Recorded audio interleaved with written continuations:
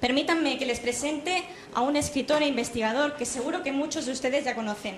Ha escrito ya en torno a 15 publicaciones sobre esta temática y muchas más de otros temas, y ha sido premiado en numerosas ocasiones por ellas. Se ha especializado en esos temas referentes a la guerrilla antifranquista, la guerra civil y la represión, la dura represión de esos años posteriores. Obras que le han permitido alcanzar un gran número de premios y reconocimientos. Entre ellos podemos mencionar su libro Cencerro, un guerrillero legendario, los maquis en la Sierra Sur, que ha despertado tantísimo interés que ya va por su 4ª edición. Y también tiene otras muchas publicaciones, como por ejemplo La fosa del Tamaral y Jaén en el exilio republicano, obras que bueno, ya están agotadas, pero hoy tenemos aquí en la mesa que tienen allí al fondo algunas de sus últimas unidades disponibles. También queremos agradecerle todo su trabajo de años de investigación que han contribuido al conocimiento de nuestra historia, y también que hoy nos haya guardado un hueco para acompañarnos y para prepararnos una conferencia ilustrada de lo más interesante. Haciendo un paréntesis, por cierto, en su actual labor de promoción de su último libro, un ensayo titulado Cronovisor, otro libro con su habitual capacidad literaria para atrapar al lector. Pero bueno, ahora es el momento de trasladarnos a los años 40 con este escritor jienense, Luis Miguel Sánchez Tostado.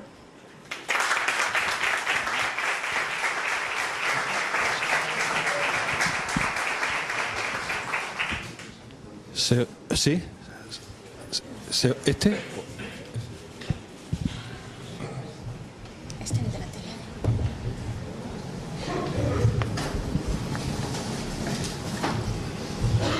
¿Sí? ¿Me oís? Vale. Bueno, levantaremos la voz. Bueno, buenas tardes. Gracias a todos por vuestra asistencia. Sobre todo a las numerosas personas que me consta que se han desplazado de diferentes municipios de la provincia para acudir a este acto. Y antes de nada quisiera dar las gracias a Marto Podemos, que a través de Nora Barranco tuvieron la gentileza de invitarme a impartir esta conferencia.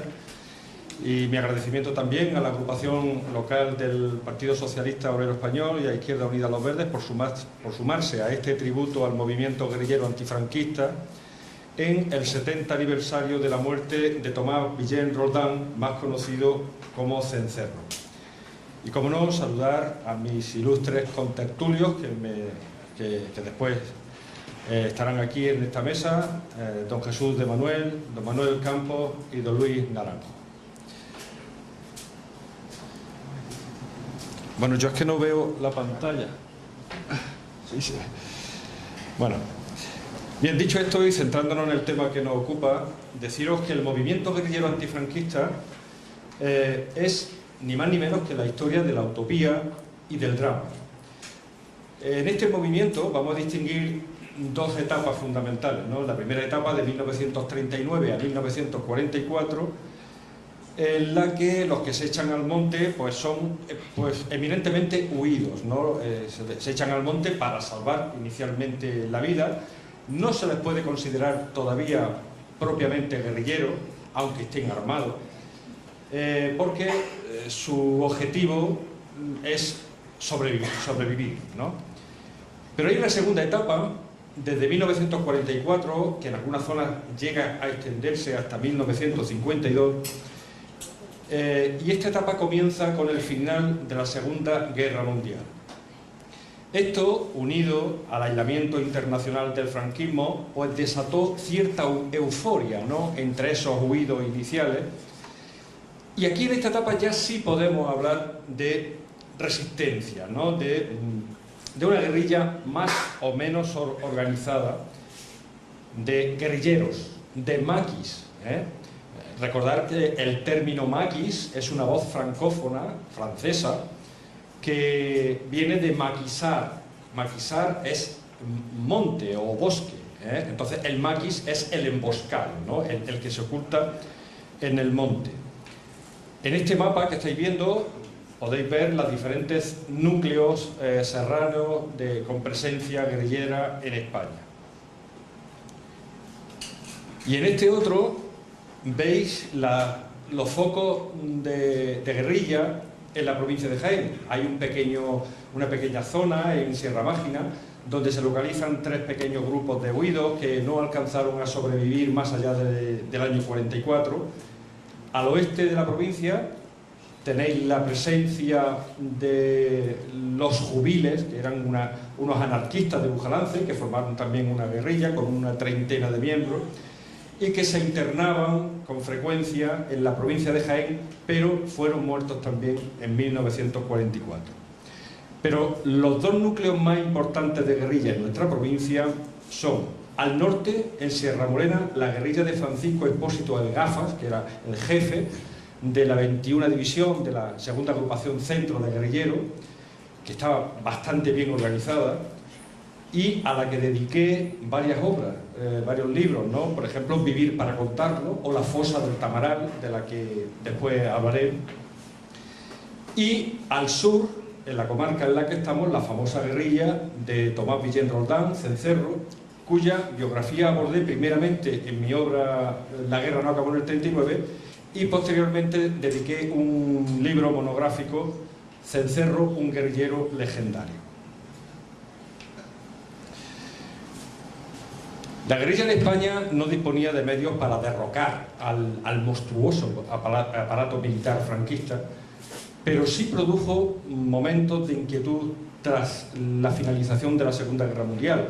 Os recuerdo que Franco mantuvo el estado de guerra hasta 1948, precisamente por estos movimientos que negaba y que ocultaba en la prensa.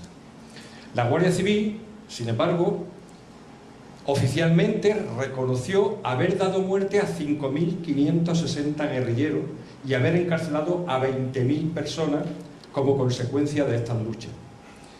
En la provincia de Jaén tengo contabilizado 187 muertos y 2.000 encarcelados. Y en la Sierra Sur, en esta comarca, pues tengo con nombre y apellido recogidos 86, estoy hablando de cifras mínimas, que seguramente sean más, pero nunca menos. En la Sierra Sur, como digo, 86 muertos y 535 encarcelados relacionados con la guerrilla del Cencerro. Y en esta comarca se produjo un número muy importante de víctimas mortales debido a la durísima represión que empleó la Guardia Civil contra la guerrilla de Tomás Villén. Bueno, os preguntaréis si en la Sierra Sur hubo bajas por parte de la Guardia Civil, si murieron guardias civiles, ¿no? Pues sí, murieron 3 en combate, en tiroteos, y luego 5, digamos, somatenes o falangistas que ayudaban a la Guardia Civil. En total, 8 víctimas, digamos, del bando de la dictadura y 78 muertos por parte de la guerrilla y de su entorno. ¿Quiere decir esto que la Guardia Civil mató a 78 guerrilleros? No, no había tantos. Cencerro, la guerrilla de Cencerro nunca llegó a tener más de 30 y nunca al mismo tiempo. Se iban sustituyendo la paja. Mataron a 31 guerrilleros, pero el resto, es decir, 47 muertos más, es decir, más que guerrilleros, no eran guerrilleros, sino enlaces del llano, que no eran ni huidos, no estaban huidos siquiera, eran vecinos que les daban de comer a los guerrilleros, o que simplemente no los denunciaban, porque los conocían de toda la vida. Y eso era suficiente para matarlos. La Guardia Civil se cebó con los familiares y los conocidos del huido, atacando así sus puntos de apoyo con unos procedimientos, algunos de los cuales comentaré, contra personas que no tenían, que eran inocentes y que desde luego, no, repito, no estaban ni siquiera huidos. Mira, el gobierno republicano en el exilio, durante aquellos años, se organizó en 1943 en torno a la Junta Española de Liberación, presidida por Diego Martínez Barrio, lo estáis viendo en la fotografía, pero en esa, digamos, coalición los comunistas no participaron y se constituyeron por su cuenta en la Unión Nacional Española, la UNE, fundada por Jesús Monzón, que también lo veis ahí. Pues bien, la UNE organizó la famosa Operación Reconquista de entrada de guerrilleros en el año 44 por el Valle de Arán, con la idea pues, de que se levantara el campesinado, apoyar una lucha armada, guerrillera, y la intención de que se unieran las fuerzas occidentales que habían ganado a los alemanes en la Segunda Guerra Mundial, cosa que no ocurrió, evidentemente, ¿no? Pues bien, en esas incursiones, más de 3.000 guerrilleros entraron por el Valle de Arán, pues fueron derrotados por el ejército franquista y debieron replegarse a Francia a los pocos días, y en solamente 3 o 4 días hubo 129 muertos y 588 heridos. La ONU condenó al régimen de Franco en 1946, fueron retirados los embajadores de España, se cerró la frontera francesa y se prohibieron los créditos y ayudas a la dictadura española. Y esto, claro, desató pues, cierta euforia digamos, entre los presos, entre los huidos republicanos, entre las familias que estaban pasando auténtica miseria, porque barruntaban el final del franquismo. Pero los acontecimientos darían un giro espectacular, como digo, al acabar la Segunda Guerra Mundial. El régimen realizó una campaña para convencer al mundo que no había tenido nada que ver con las potencias fascistas. Obviamente mentía, porque además los fascistas de Mussolini y los nazis de Hitler, la Legión Cóndor que actuó aquí masacrando las poblaciones civiles de España, Franco luego mandó tropas para ayudar a Hitler, ¿no? Por tanto, esa operación de maquillaje que intentaba Franco, pues bueno, no le salió demasiado bien en un principio. A ver, un segundo, que se me ha... A pesar de eso, pues el hombre siguió con su operación de maquillaje, resistía a través de la autarquía y el racionamiento, y esa campaña de cosmética de cara al exterior, pues haciendo algunos guiños a los países occidentales, como es la supresión del saludo fascista, la eliminación de algunos símbolos falangistas, la falsa ley del referéndum de 1945, la utilización sistemática del término democracia orgánica, que democracia no tenía nada, etc. Pero realmente lo que más benefició a Franco fue el inicio de la Guerra Fría entre Estados Unidos y Rusia. En 1947, Estados Unidos se opuso a que la ONU volviera a condenar al régimen de Franco, y 4 meses después Francia abría la frontera, y en 1948 se firmaban acuerdos comerciales con Francia y Gran Bretaña.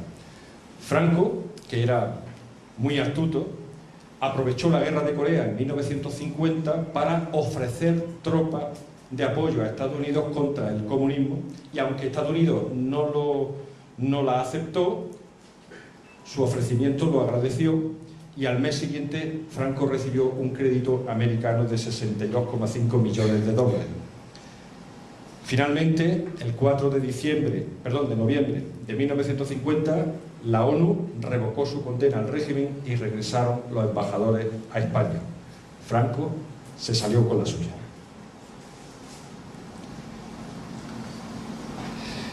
Pero esta imagen de aperturismo falso no se correspondía con lo que estaba sucediendo en la sierra y en los campos de España, porque entre 1946 y 1948 se conoció como el trienio del terror. Durante esos años, a la Guardia Civil se le dio licencia para matar como al agente 007. La ley de fugas, que no fue obviamente una ley, sino un cruel sistema de exterminio que consistía en llevarse a los detenidos a las afueras del pueblo y decirles que se podían ir, y dispararles por la espalda y hacían reflejar en el atestado que habían intentado huir, fugarse, era una forma de ejecutar sin juicio ni formación de causa. Y bueno, tengo recogido en la provincia de Jaén durante estos años muchísimo. Estos crueles episodios no estaban improvisados, procedían de órdenes que se han ido conociendo. Mira, el general de la Guardia Civil, Emilio Álvarez Adena, emitió una orden a todas las comandancias de la Guardia Civil de todas las provincias, que decía textualmente, leo textual: la presencia en nuestros campos de algunas partidas de huidos dedicados al bandolerismo obliga a adoptar medidas de carácter excepcional como las que se dictan en esta orden para conseguir en el menor tiempo posible su total desaparición. Para lograrlo han de emplearse cuantos medios estén a nuestro alcance y sean precisos. El actual estado de cosas ha de desaparecer en un corto plazo, por lo que no hemos de reparar en medios para conseguirlos por duros que ellos sean. A los enemigos en el campo hay que hacerles la guerra sin cuartel hasta lograr su total exterminio. Y como la actuación de ellos es facilitada por sus cómplices, encubridores y confidentes, con ello hay que seguir idéntico sistema con las modificaciones que las circunstancias impongan. El general Franco, a través del Ministerio de la Gobernación, dirigió en 1947 la siguiente orden reservada a todas las autoridades policiales, regulando la eliminación de testigos. Leo literal: teniendo en cuenta la intervención de representantes diplomáticos acreditados en España con motivo de algunos juicios celebrados contra elementos detenidos por actividades criminales contra la seguridad del Estado y el buen nombre de la patria, se hace saber que en lo sucesivo las fuerzas encargadas de la represión de actos de bandidaje y terrorismo aplicarán con el rigor el castigo que corresponda a todo detenido con las armas en la mano o convictos por actos de esta naturaleza. No habrá, pues, prisioneros,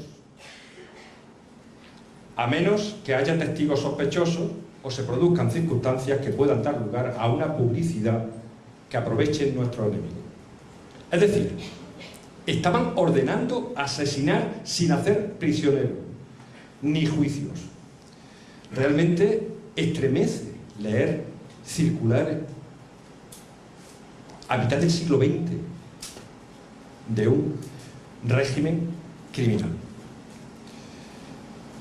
No solo pretendían acabar con la resistencia, también institucionalizar el terror. Lo que en criminología se conoce como miedo vicario, ¿no? Que es aquel temor paralizante a sufrir los mismos padecimientos que sufre el vecino y de esta manera propiciar las delaciones.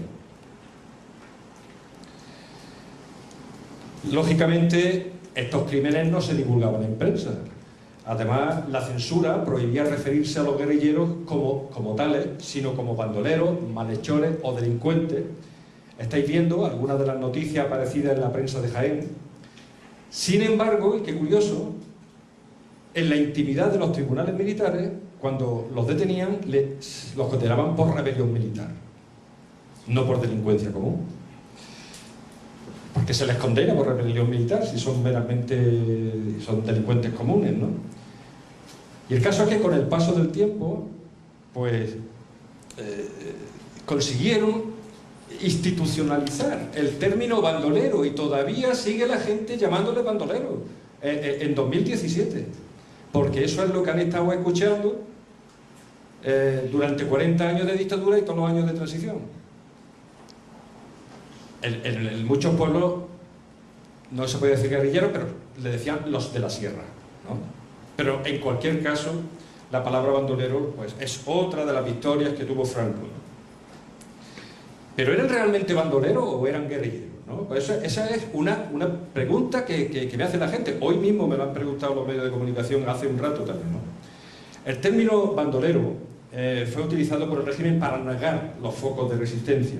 Los derechistas los llamaban bandoleros y los izquierdistas, como ya he dicho, como no se atrevían a decirle guerrilleros, le decían los de la sierra, pero Es cierto que los maquis tenían algunos elementos comunes con el bandolerismo, por ejemplo, pero son meramente circunstanciales, como la humilde extracción social de procedencia, o como que sus acciones se producen en despoblado, o en la sierra, en el campo, pero ya está.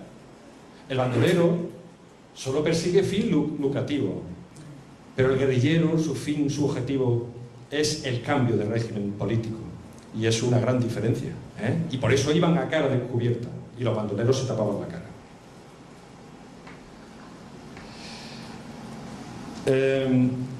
Tras la Segunda Guerra Mundial, el objetivo de la guerrilla son los que estáis viendo en la pantalla: convertirse en un ejército de vanguardia para facilitar la intervención internacional, que nunca llegó; contactar con los huidos de la primera etapa, que antes comentaba; difundir propaganda subversiva y arengar a los campesinos en los tajos, cosas que hacían con frecuencia la guerrilla;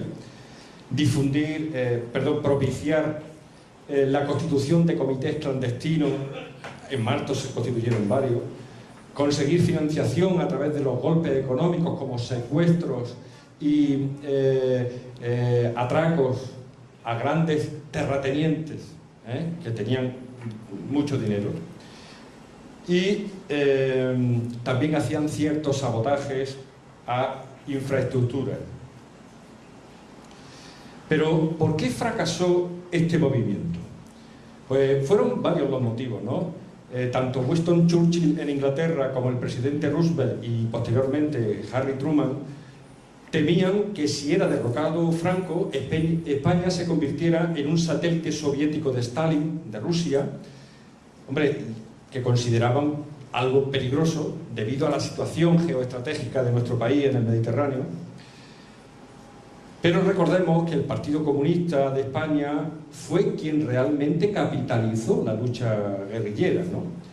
Las potencias occidentales preferían para España un dictador militar a un régimen revolucionario marxista. Pero había más razones para este fracaso. En primer lugar, la falta de voluntarios y de armas. La mayoría tenían escopetas de caza, pistolas de la de la Guerra Civil y bombas de fabricación casera que se las fabricaban ellos mismos, ¿no? La falta de capacitación militar, estamos hablando de campesinos, de jornaleros, no de militares profesionales.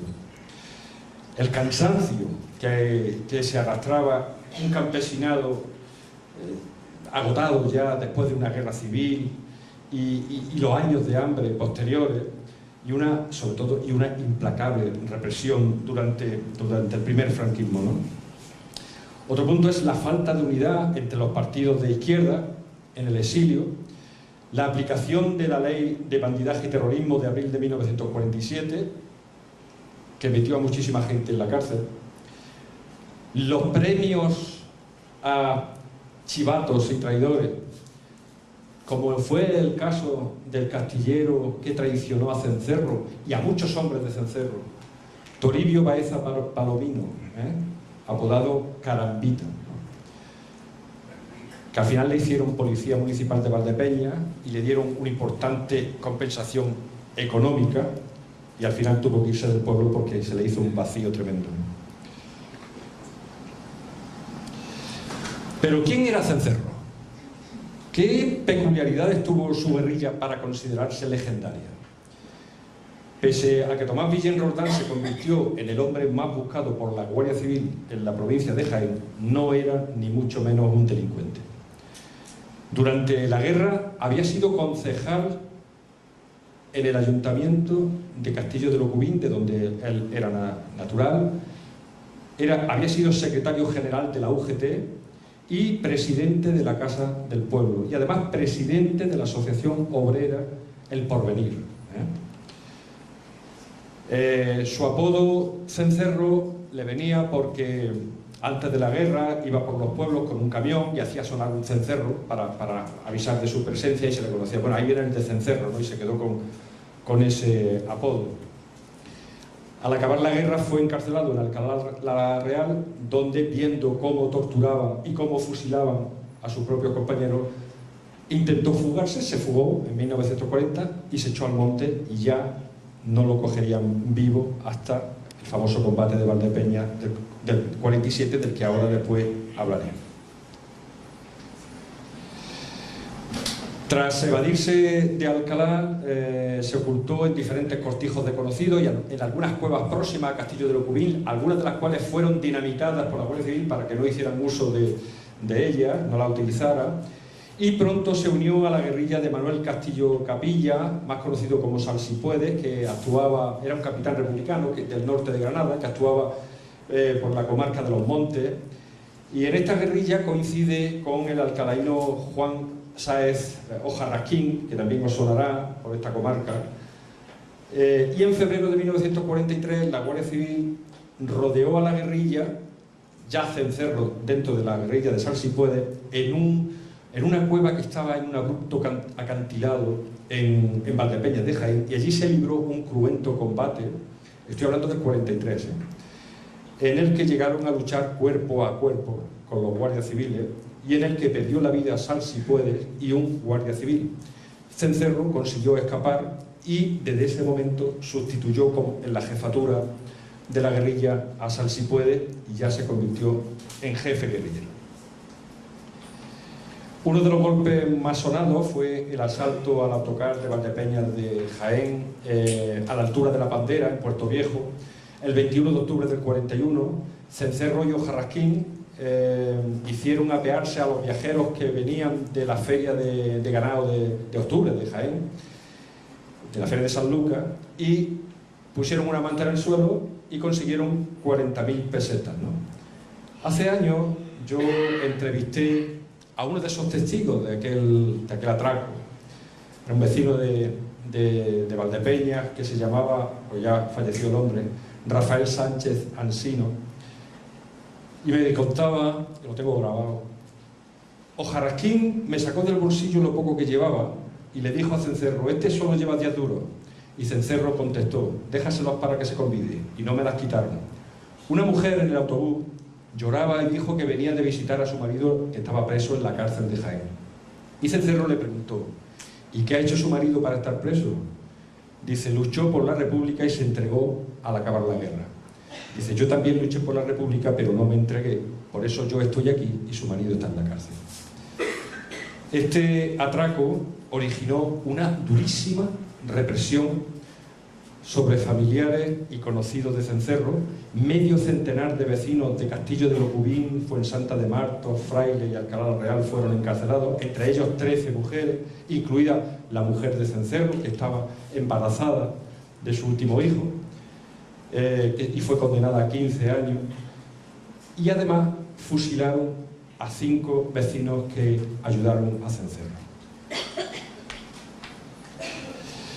Esta foto que veis es un claro ejemplo del esperpento de aquella época represiva.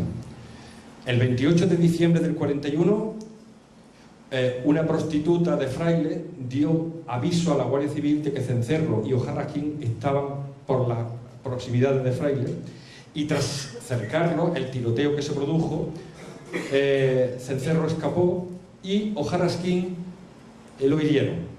Entonces siguieron el rastro de sangre y él, viéndose rodeado, se pegó un tiro en la cabeza y se suicidó. Pues bien, existe una versión falsa que dice que tras la muerte de Ojarrasquín, el guardia civil Juan Cuenca Muñoz fue quien lo mató, pero fue una argucia, pues el guardia Cuenca, que se encontraba degradado desde la guerra por haber abandonado el santuario de la Virgen de la Cabeza, donde estaban las guardias civiles, pues no participó en ese encuentro armado, y sus compañeros le avisaron para que viniera a darle el tiro de gracia al muerto y atribuirse su muerte, y para rehabilitarse de alguna manera, ¿no? Y se acordó atribuirle a él la muerte en el expediente. Pues bien, la fotografía que estáis viendo fue tomada en febrero de 1942 en el cuartel de la Guardia Civil de Alcalá la Real. En ella estamos viendo al teniente coronel Luis Marsal, de triste recuerdo, en la provincia de Jaén, y ahora veréis por qué, entregando al guardia Juan Cuenca un trofeo por la caza de Ojarrasquín, ¿no? Un trofeo como el que caza un ciervo, ¿no? este guardia, temiendo la venganza de la guerrilla, solicitó diferentes traslados por la amenaza de muerte que recibió. Entre 1944 y 1947 proliferaron muchos los comités clandestinos en el llano, en los pueblos, ¿no? Habló ya de esa euforia después de la Segunda Guerra Mundial, ¿no? En 1944 se desarticuló un comité en Torredonjimeno, en el 45 en Alcalá Real, en Jaén Capital también se desarticularon varios, con más de un centenar de encarcelados, y ese año hubo una espectacular redada en Andújar con 140 encarcelados, que además fue inmediatamente fusilado el panadero Juan Planet, al que habían nombrado secretario provincial del Partido Comunista. Y en 1946, por ejemplo, es que la lista es muy larga, voy a citar algunas, fueron encarcelados 32 militantes del PSOE, socialistas de Jaén, que se había constituido en Jaén clandestinamente en 1944 y que uno de los promotores fue Juan Zarrías Jarreño, el padre de Gaspar Zarrías, ¿no? Y terminó, este hombre sufrió muchas veces prisión y malos tratos, ¿no? En la Sierra Sur, algunas de estas organizaciones tenían contacto directo con la guerrilla de Cencerro y se financiaron a través del dinero que recibían de la guerrilla. Sería muy largo enumerar todas las acciones guerrilleras en esta comarca porque hubo muchísimas, pero me voy a centrar solo en las más importantes. Y uno de estos episodios más relevantes es el atraco en un desfiladero que había en un barranco de las ventas del Carrizal. El 23 de septiembre del 45, Cencerro, con 3 hombres más, realizó un espectacular atraco en el desfiladero Los Postigos, conforme venía regresando la gente de la feria de Alcalá la Real hacia esta zona, hacia Castillo de los Bubín, y tenían que pasar por ese desfiladero y tenían que soltar el dinero que traían en una manta. Aquel hecho está rodeado de muchas anécdotas y claro, a todos los que retenían no los podían soltar y que tenían que esperar más y tenían que retenerlos, y 4 guerrilleros retuvieron a más de 60 o 70 personas. Entonces la Guardia Civil les llamó cobardes luego, ¿no? Diciendo, ¿cómo 60 o 70 tíos no habéis podido con 4 guerrilleros, ¿no? Y según la Guardia Civil consiguieron 90.000 pesetas, y el 26 de junio del 46 secuestraron en Íllora al hijo de un propietario con mucho dinero, Luis Abril Lozano, por cuyo rescate consiguieron 40.000 pesetas. A esta altura, Cencerro ya era un experimentado guerrillero y su popularidad era conocida en toda la provincia, y la Guardia Civil puso precio a su cabeza ofreciendo una cuantiosa recompensa a quien lo entregara vivo o muerto.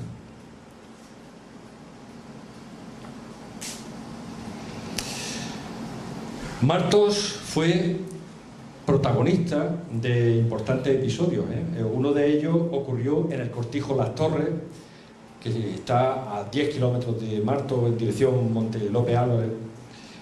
Y en 1946 las Juventudes Socialistas Unificadas se estaban reuniendo a las afueras de Jaén, en la Fuente de la Peña, por las zonas de Jabalcuz, con la guerrilla de Cencerro, y su responsable era este hombre que veis en la fotografía, Diego García Gómez, conocido por Chirri.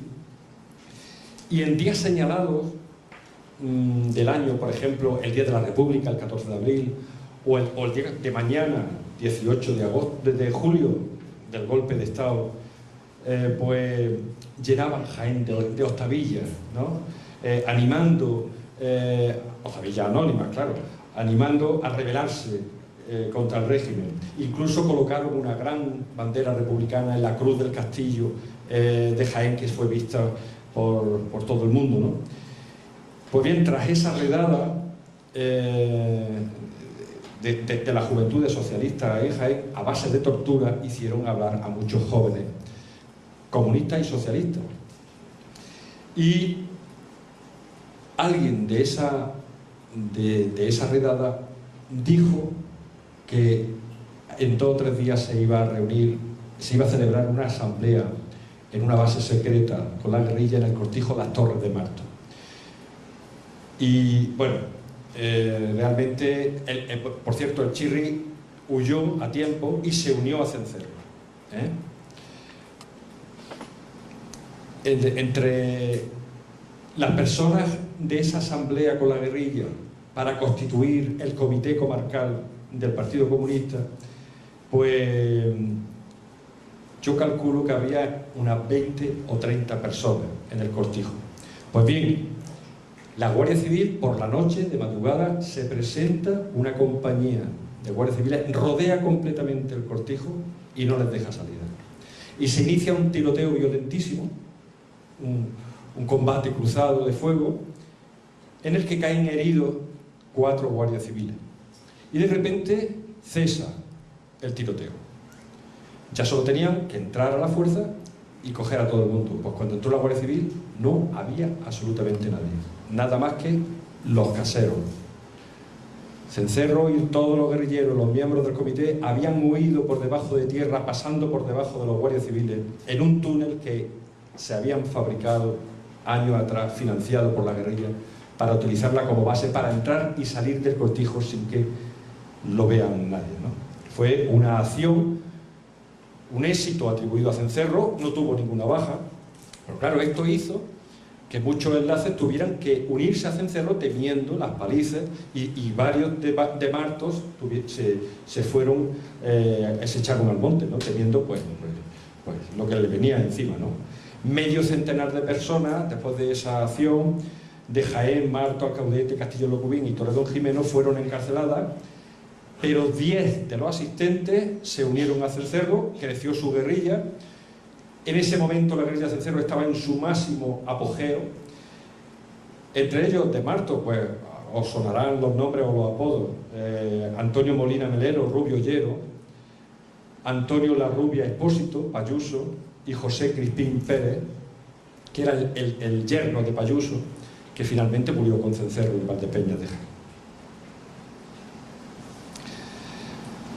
Cencerro tuvo a sus órdenes entre 25 y 30 guerrilleros y varios cientos de enlaces en el llano, y se distribuían en 6 guerrillas pequeñas, porque más de 3 o 4 personas por el monte es una cantada, no se podían hacer grupos grandes. Pero claro, este organigrama que estáis viendo no era fijo, sino que fluctuaba debido a muchos condicionantes, a las bajas, a disputas entre ellos, etc., ¿no? En ese momento la guerrilla de Cencerro era la más numerosa de Andalucía Oriental, y Radio Pirenaica se refería a Tomás Villén como el Mariscal Cencerro. Precisamente a 1946 corresponde la única fotografía que se conserva de la guerrilla de Cencerro, que estáis viendo. Es una foto realmente impactante, y estamos ante un documento gráfico excepcional por tratarse de un posado encargado por la guerrilla para exhibirla en los Tajos, para exhibir fuerza, para exhibir armamento. Porque veis que casi todos tienen como mínimo 2 armas, y las bombas de mano que las fabricaban ellos, colgadas, no sé si las veis, colgadas en los cinturones, esos tubos que se ven, ¿no? El 1 de noviembre del 46 la Guardia Civil mató a 3 guerrilleros en un barranco de Alcalá Real, a los hermanos Riverilla, y a Diego el Chirri, este que digo yo que se echó con Cencerro de la Juventud Socialista, que además, y a Chirri, que era un militante muy activo, se le intervino propaganda antifascista y además fotografías de guerrilleros, y entre ellas iba esta fotografía. Esa es mi tesis, hay otras, ¿no? Pero esta fotografía terminó en manos de la Guardia Civil de Alcalá la Real, que la utilizó para identificar a los guerrilleros por donde iban pasando y tomándoles declaración. Y si veis, conforme los iban matando, que por cierto los mataron a todos, le iban poniendo una X conforme lo iban matando. Cencerro se ve en el centro, apuntando con una pistola, Y es una foto pues realmente muy curiosa, ¿no? Por las fechas de incorporación y de muerte de estos guerrilleros, deduzco que la foto fue tomada entre los últimos días de agosto y 1 de septiembre de 1946, y Cencerro autorizó este posado como una demostración de fuerza, como ya digo, para mostrarla en los tajos, insuflar ánimo a los jornaleros, porque lo que pretendían era que se levantaran, ¿no? Pero si observamos detenidamente la fotografía, solo vemos a un grupo de campesinos con boinas y pantalones de pana, y salvo algún fusil, casi todos son escopetas de caza, algunas pistolas de la guerra civil, y ya digo que las bombas que fabricaban ellos mismos con dinamita que compraban de las minas del Centenillo, que se las traían de Sierra Morena, y que las fabricaban clandestinamente en la fábrica de los Funes, en Alcaudete, ¿no? La fábrica de aceite, ¿no? Pues bien, en la Misa del Gallo de 1946, Cencerro, bien vestido y afeitado, se presentó en la iglesia de San Ildefonso de Jaén, se situó justo detrás del teniente coronel Luis Marzal y le dejó una nota escrita en el banco diciéndole que podía haberlo matado y no lo hizo. Esto enervó al jefe de la Guardia Civil de Jaén, y al día siguiente o a los 2 días le dicen que se han localizado algunos guerrilleros en algunas casas de Alcaudete. Pues el teniente coronel Marzal, que le tenía sentenciada a Cencerro, y se tiró muchos años persiguiéndole, mandó una compañía de guardias civiles al Alcaudete, y lo que sucedió allí fue, bueno, algo que jamás olvidarán las personas mayores de Alcaudete, porque fue uno de los episodios más crueles que merece la pena recordar. El día de Navidad se presentaron en la casa de Gilico, ¿no? que era un pobre hombre que le daba albergue porque hacía un frío tremendo. Estoy hablando de la Navidad. Y les daba albergue, que por la noche entraban por la trasera y para que durmieran en su casa. Pues bien, llamaron a la puerta a los guardias civiles, salió este hombre que estáis viendo, Gilico, nada más salir lo mataron, quedó muerto en la puerta, y mandó a su mujer y a sus 8 hijos que salieran, tuvieron que pasar por encima del cadáver del padre, y al hijo mayor, a Rafael, le obligaron a que incendiara su propia casa sabiendo que había al menos 2 guerrilleros allí. Después bombardearon el edificio con lanzagranadas y morteros, dejándola reducida a escombros 3 casas, la de Gilico, la de la derecha y la de la izquierda, ¿no? Cristo y Piñero, que eran los 2 guerrilleros de la guerrilla Cencerro que estaban allí, consiguieron huir por la trasera y no lo cogieron, ¿no? Pues bien, el terror se apoderó del pueblo, los guerrilleros que estaban en Alcaudete y algunos enlaces huyeron a Fuentetoja, que es un pueblo próximo a unos 15 kilómetros de Alcaudete, ya de la provincia de Córdoba, y se refugiaron en casa de un enlace, y allí volvió otra vez la Guardia Civil a rodearlo y se desató un combate de 12 horas. En el tiroteo murieron 2 guardias civiles y una mujer que se cruzó en la línea de fuego, y cuando la Guardia Civil entró en la casa encontraron muertos al alcaudetense Francisco Murriel Maturanga, José María Leiva y a un desconocido que confundieron con Manuel Alcalá, conocido en el Alcaudete como petrolero, y así está escrito, pero no sabemos quién es, porque este hombre consiguió el exilio. Por cierto, es el padre del director de cine que quería hacer la película de Cencerro, José Alcalá, ¿eh? No sabemos quién mataron en su lugar, porque no está identificado, ¿no? Alguien dijo a la Guardia Civil que el vecino de Fuentetoja, Manuel Sánchez Noceto, ayudó a los guerrilleros, fueron a por él y a por su hijo Francisco, los liquidaron de un tiro en la cabeza sin más. Después fueron a por otro vecino de Baena y también lo asesinaron aplicándole la ley de fuga. Pero esto no acaba aquí. La tragedia de Alcaudete continúa. El teniente coronel Marzal estaba furioso por la muerte de 2 guardias civiles y los fracasos continuos para dar con Cencerro, que además estaba obsesionado con él. El Alcaudete ordenó la detención de todos los vecinos rojos para hacerles hablar. La cárcel se quedó pequeña y se habilitó el local de la Falange, y aquella Navidad fue una auténtica pesadilla en el que se torturó a muchísimas personas y en la Nochevieja esposaron a Pedro el Castillero, Manuel Funes, apodado Cristo, y Francisco Tejero Macandón, que lo tenéis ahí, ¿no? Sí. Y los metieron en un camión y se los llevaron al cortijo Los Abuelos, que es este que veis aquí, esa fotografía la hice yo hace unos años, que está en La Bobadilla, que es una aldea de Alcaudete, en la que se escondía un joven comunista de 23 años, que se llamaba Antonio Burgos Ortega, que allí lo encontraron y lo cosieron a tiro.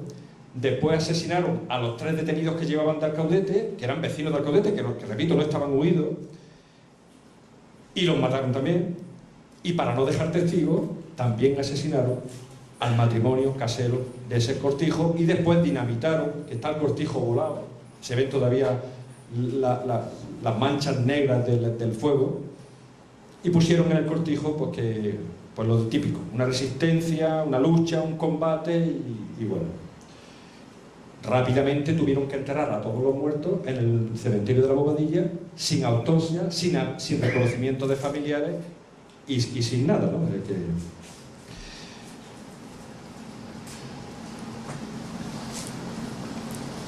Pues ahí tenéis el balance de la matanza de Alcaudete, dirigida por el teniente coronel Luis Marzal.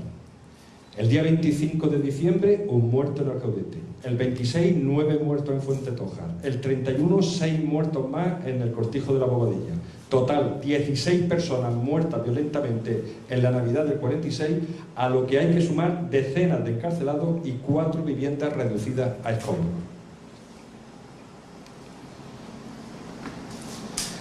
En 1947 comienza con el secuestro del médico de Jamilena, Manuel Bueno Martínez, por cuyo rescate consigue 25.200 pesetas.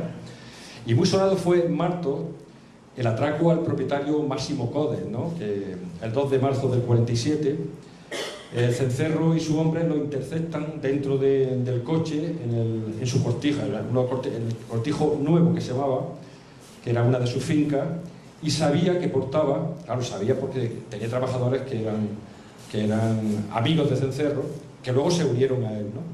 Sabían que portaba un sobre con 20.200 pesetas y después los 4 guerrilleros se montaron en el vehículo con el terrateniente y junto al chofer y se dirigieron a la sierra, y Cencerro le pagó al chofer 500 pesetas por su servicio fuera de la vista de su patrón.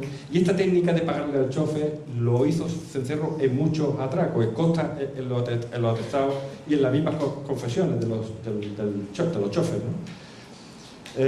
También lo hizo cuando el 20 de abril de ese mismo año, en el secuestro del médico de Torredonjimeno Francisco Montijano, en el cortijo Los Berrios, que también consiguieron un importante rescate de 150.000 pesetas y también dieron 500 pesetas al chofer del señorito que lo internó en la sierra. Pero en esta ocasión los billetes estaban marcados por el banco, y en pocos días fueron detenidos medio centenar de vecinos de Escañuelas, Fuerte del Rey, Los Villares y Valdepeñas de Jaén, que recibieron estos billetes, prueba de que el dinero de la guerrilla se distribuía y no se acopiaba. Toribio Baeza Palomino, como ya he dicho, carambita, era paisano y amigo personal de Cencerro, y tras el asalto al cortijo Las Torres se unió a Cencerro, pero resultó ser un topo de la Guardia Civil.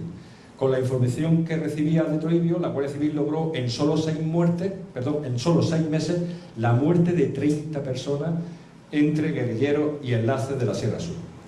El 21 de mayo del 47, Toribio se encontraba con su paisano Rábano, escondido en la afuera de Castillo de Cubín, que era su pueblo, y aprovechando que su compañero dormía, le machacó la cabeza con una piedra e informó a la Guardia Civil que Cencerro se escondía en el cortijo El Aprisco de Los Villares, y dio el nombre de un par de vecinos de Los Villares que lo auxiliaban, como era Julián Beltrán Gutiérrez, que lo estáis viendo en la foto, y detuvieron a estos 2 enlaces, los metieron en el camión, se los llevaron al cortijo El Aprisco, que lo estáis viendo ahí, la posición, y interrogaron al casero, a Juan Chica Marchal. Creo que su hija está aquí, Juan Chica, de Juan Chica. ¿Ha venido? Está ahí, sí.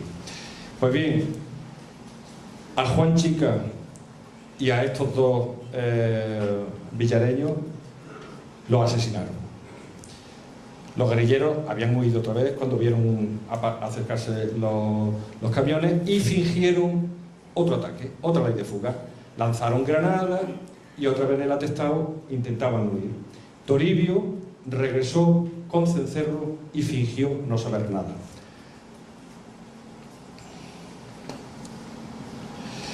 Tras la matanza del Aprisco, Cencerro, Crispín y Toribio se alojan en la casa de Rafael Chica Aceituno Petana, que era el padre del que acababan de asesinar en el cortijo del Aprisco.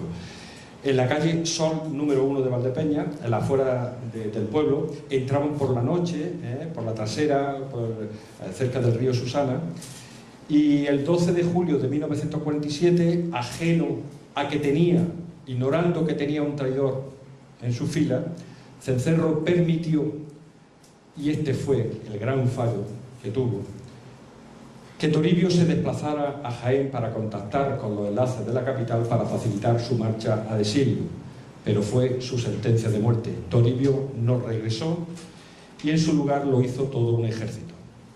A las 5 de la madrugada del 16 de julio del 47, una compañía de guardias civiles apoyados por militares del batallón Lepanto tomó Valdepeñas de Jaén y rodeó la casa de los Petana. Se inició un intenso combate en el que se utilizaron armas de guerra. 2 guardias cayeron heridos. En la casa se encontraba Cencerro, Crispín, que era de Martos, y Tomás Petana, que era el hijo de los propietarios de la casa, y repito, el hermano del que acababan de matar un día antes en el Aprisco.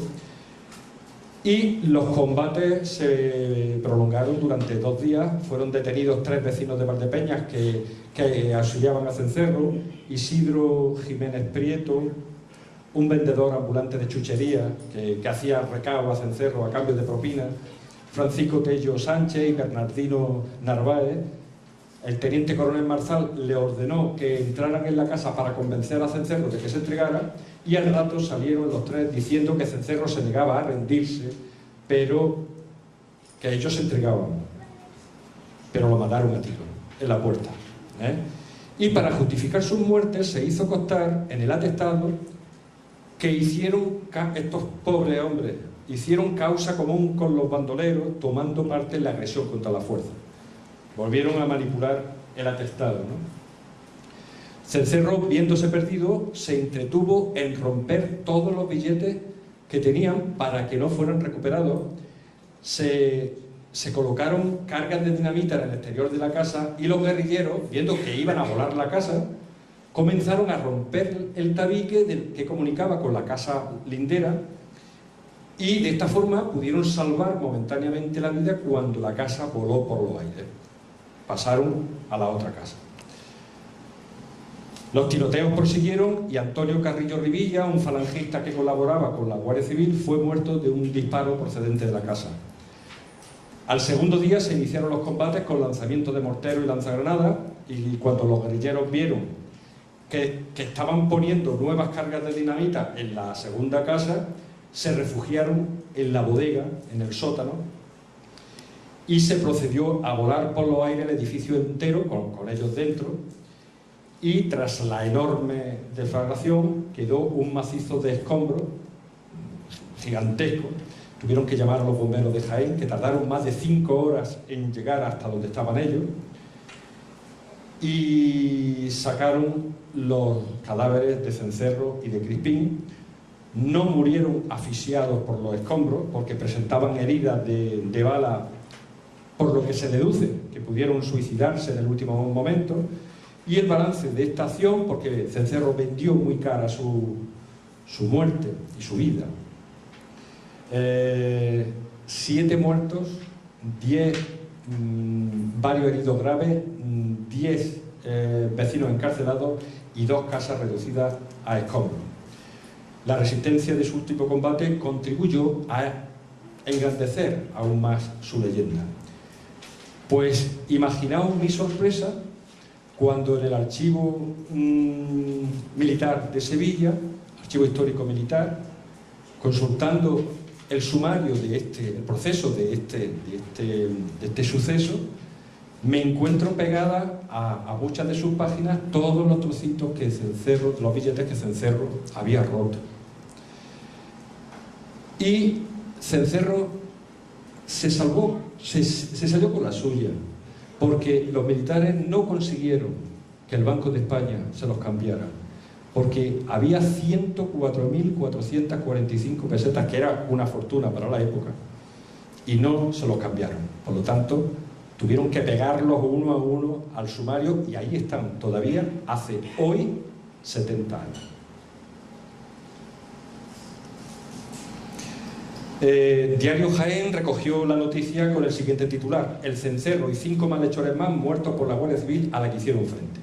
El gobernador civil emitió una nota pública con la intención de desmitificar la figura de Cencerro, utilizando el ardid de atribuir a Cencerro la muerte de su enlace a aquellos que la Guardia Civil envió a la casa y a los que dispararon cuando pretendían salir con las manos en alto. El periódico comunista, por su parte, El Mundo Obrero, engrandecía la gesta de Cencerro y le atribuyó haber matado a 6 guardias civiles antes de caer muerto aquel día, lo cual tampoco era verdad. Como vemos, cada bando manipulaba a su antojo la información, dirigiéndola a sus propios intereses. Muchos se negaron a creer que Cencerro hubiera muerto, ¿no? Por ese halo de leyenda que tenía, ¿no? Pues era reconocer que con él se fumaba la esperanza silenciosa de un cambio de régimen. 7 meses duró la guerrilla sin Cencerro. Los supervivientes, viéndolo todo perdido, planearon dar un golpe económico, disolver la guerrilla y alcanzar el exilio. Así pues, el 22 de diciembre del 47 secuestraron en el cortijo Manzanares de Martos también a Juan Lario Gómez, obteniendo por su liberación nada menos que 300.000 pesetas, ¿no? El rescate más alto pagado nunca en la provincia de Jaén en toda su historia. Unos días antes, el 8 de diciembre, la Guardia Civil liquidó a Piñero, Paquete, Muñoz y Juanico en una cueva de Novalejo. De paso aplicaron la ley de fuga al casero del cortijo de encargo donde se refugiaban y a su hijo, a un chaval joven, por sospecha de haber podido darles albergue. Y los guerrilleros que quedaban, Zoilo, Payuso y Chaleco, decidieron marcharse al exilio con la ayuda de un enlace de Jaén. ¿Pero sabéis quién era el enlace de Jaén? Toribio Baeza Palomino. Imaginad lo que duraron. Pues la noche de Reyes del año 48, los guardias civiles, junto con el enlace que los guiaba, están entrando en Jaén. Están los impactos de bala que se pueden ver en el farallón de piedra en la noche de Reyes del año 48, y mataron a Zoilo, y eran 3, a Zoilo y Payuso, y Chaleco consiguió huir, pero lo mataron un par de meses después, y solo quedaban vivos Rubio Llero, que era de Martos, y el niño, y acabaron con ellos pocos días después en el cortijo Los Nonos de Valdepeña de Jaén. Quedó así definitivamente extinguida esta mítica guerrilla. La guerrilla de Cencerro manejó importantes sumas de dinero. Solo en atracos que se denunciaron se contabiliza alrededor de 1 millón de pesetas. Pero algunos no se denunciaron, como las 100.000 pesetas pagadas por el propietario del Ideal Bar en Jaén en agosto del 45. Y la guerrilla destinaba el dinero a la adquisición de armas, dinamita, víveres, el pago de enlaces, estafetas, colaboradores, familiares, financiación de los comités clandestinos, así como al fondo para auxilio de presos. La Guardia Civil dijo haber recuperado unas 200.000 pesetas, es decir, solo el 20% de las cantidades denunciadas. Y lo más curioso es que en los últimos golpes de la guerrilla se pierde mucho dinero sin que nadie sepa dónde está, estando los guerrilleros muertos. Y, por ejemplo, las 300.000 pesetas, este famoso rescate de Juan Lario de Martos, después de su secuestro hasta la caída de Zoilo a las afueras de Jaén, solo transcurren 14 días, y es muy poco tiempo para agotar tan cuantioso botín. En cambio, la Guardia Civil no hizo constar incautación alguna tras abatir a todos los guerrilleros, salvo 38.000 pesetas de Rubio Llero en el cortijo Los Nonos, pero se desconoce dónde fue a parar el resto del dinero. Y yo me pregunto, ¿lo utilizó la Guardia Civil para pagar en negro los servicios de los delatores? ¿Se lo repartieron los guardias civiles que abatieron a Zoilo y Payuso? ¿Se quedó con el dinero el enlace que los traicionó? ¿Se declaró todo el dinero intervenido en el cortijo de los nonos o solo una parte? Estoy convencidísimo que Zoilo llevaba mucho dinero cuando fue muerto a la afuera de Jaén, porque se marchaba ese día a coger el tren al exilio, y María González, su hermana, a la que he conocido, ya ha fallecido, he tenido una muy buena amistad con María, me dijo que el dinero que llevaba se lo repartieron los guardias civiles, porque habían conseguido un salvoconducto falso ese día para coger el tren, y si además se dijo que algunos de esos guardias civiles que participaron en el tiroteo prosperaron económicamente muy rápido y dejaron el cuerpo, ¿no? También se dijo que algunos enlaces de Jaén, tras salir de la cárcel, también prosperaron. Incluso algunos vecinos de Castillo de Locubín montaron una rentable empresa en la capital, muy conocida, que todavía está funcionando, y que prosperaron de la noche a la mañana. Pero bueno, no dejan de ser rumores más o menos fundados o infundados. Lo que sí es cierto es que el dinero no ha aparecido. Antes de concluir, me gustaría hacer una aclaración. A lo largo de esta conferencia he descrito los crueles procedimientos empleados por la Guardia Civil y obvia decir que en todo momento me he referido a la Guardia Civil de posguerra, plenamente politizada y utilizada por el régimen, que nada tiene que ver con el cuerpo actual que tan extraordinarios servicios presta a la democracia. Hay, por tanto, que contemplar estos episodios en su contexto histórico. Tal como describió Almudena Grande en El lector de Julio Verne, si algunos de aquellos guardias fueron auténticos sádicos, otros muchos eran analfabetos enviados a matar y que sufrieron unas enormes presiones por sus superiores con la sospecha permanente de ser encubridor de rojos si no obedecían. Hace 7 años, en 2010, la Asociación para el Desarrollo Rural de la Sierra Sur compró los derechos de mi libro Cencerro, un guerrillero legendario, que lleva ya varias ediciones, y esta obra no se vende en librería y solo puede adquirirse, lo digo por si alguien tiene interés en hacerse con ella, solamente se puede adquirir en la sede de Asur, en Valdepeñas de Jaén, como único punto de venta. Y como no he podido traerme libros de cencerro, porque ni tengo, ni los vendo yo, me he tomado la libertad de traerme en el punto de venta que se ha habilitado hoy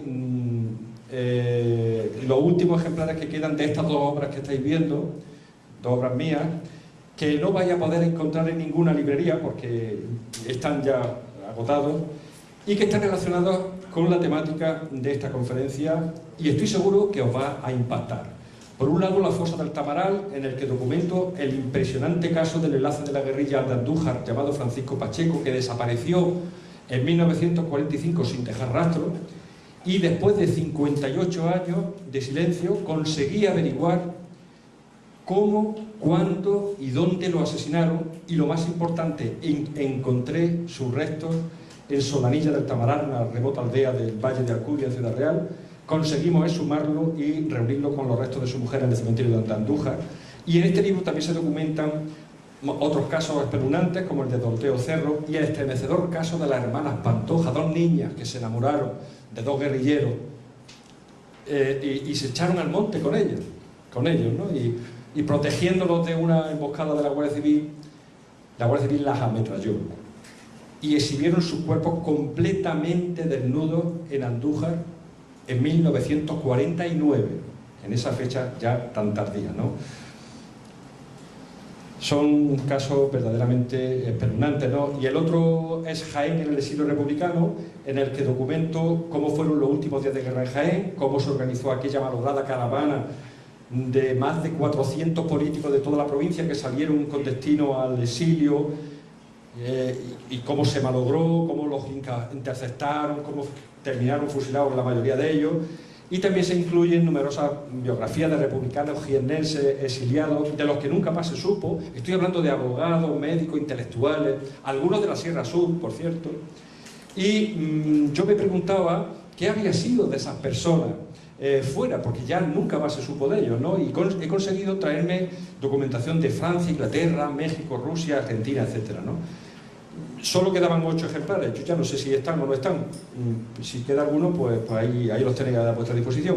Y a petición de algunos que estos últimos días me habéis escrito, pues he traído también ejemplares de mi último libro que salió hace 2 meses, Cronovisor, el proyecto secreto del Vaticano para viajar en el tiempo, ¿no? Por si tenéis algún interés, pues con mucho gusto, después del acto, si queréis, os lo firmaré. Bien, por mi parte, nada más. Os pido disculpas si me he excedido en el tiempo, pero es que en un día como hoy, es que se hace necesario rescatar la memoria y el drama de estos hombres valientes, que se echaron al monte para defender la legalidad republicana frente a la tiranía fascista, aún a sabiendas que lo tenían todo perdido. Antes de ceder la palabra a mis contertulios, que me van a sustituir en la mesa, me gustaría hacer público mi agradecimiento y todo mi respeto a algunos descendientes de guerrilleros que se han desplazado para acompañarnos esta tarde, concretamente a Carmen Villén, hija de Cencerro, o a Marisa Chica, hija de Juan Petana, o nieta de Juan Petana, enlaces y amigo de Cencerro, que también fue asesinado unos días antes, y también me han comentado que han venido varios nietos también de descendientes de Crispín o de Rubio Ollero, que han tenido la gentileza de acompañarnos hoy y a quien a ellos, por ser hijos de luchadores contra el fascismo y por lo que representan, merecen todo nuestro respeto, y para ellos, solo para ellos, os pido un fuerte aplauso. Gracias.